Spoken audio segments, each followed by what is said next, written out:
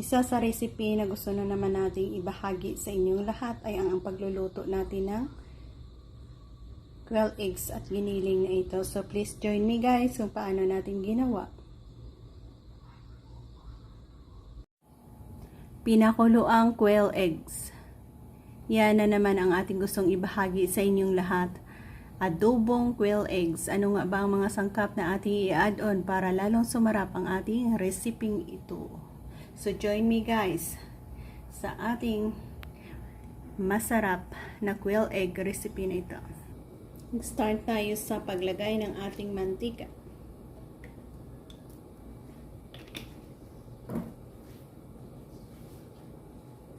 I-add natin ang 2 pirasong ginger. Na slice na onion. At na chop na garlic.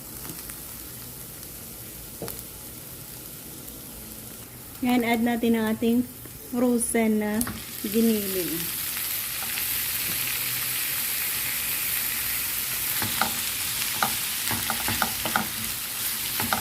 Kaya igisa natin dyan.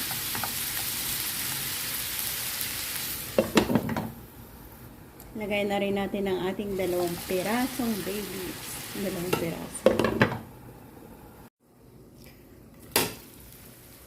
Wow. Abango na. Yan, medyo na lumabas na ang oil niya. Pwede na natin yan lagyan ng asukal muna.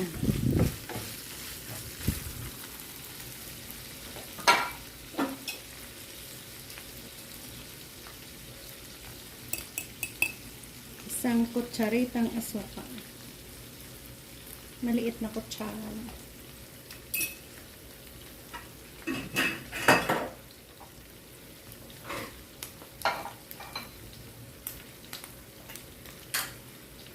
Black pepper.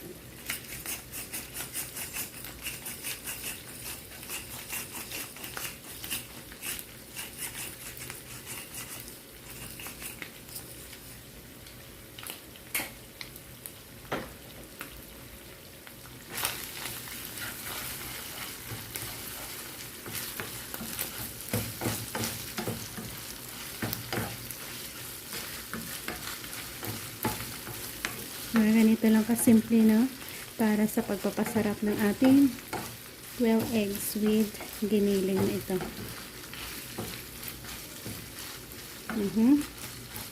Add natin ang ating soy sauce. Tanchar lang. Ayan. Vinegar.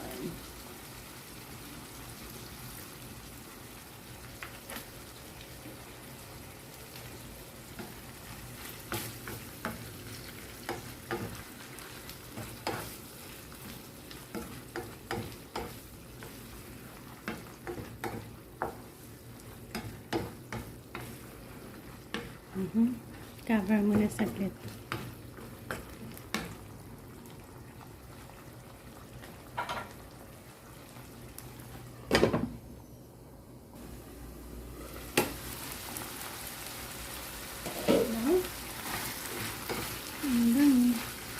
I-add natin ang ating itlog. So, eggs natin. Ayan.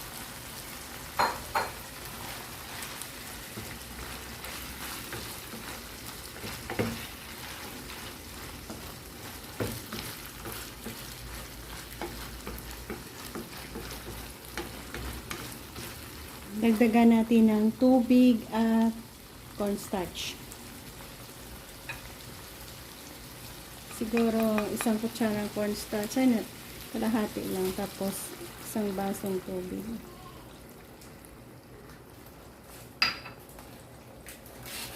So, yan guys. Ito na tayo mag-e-end. Set aside natin ito dahil sa meron tayong gagawin another one. So, thank you for joining us sa ating pag-adobo ng itlog with giniling. Yan. So, yan guys.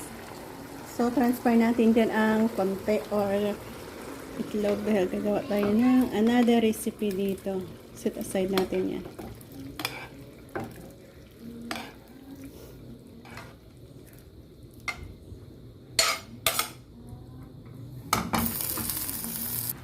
So yan, naset aside natin. Ito naman, lagyan natin ng cabbage. So meron tayong ginisang cabbage in ayo, gulay at karni.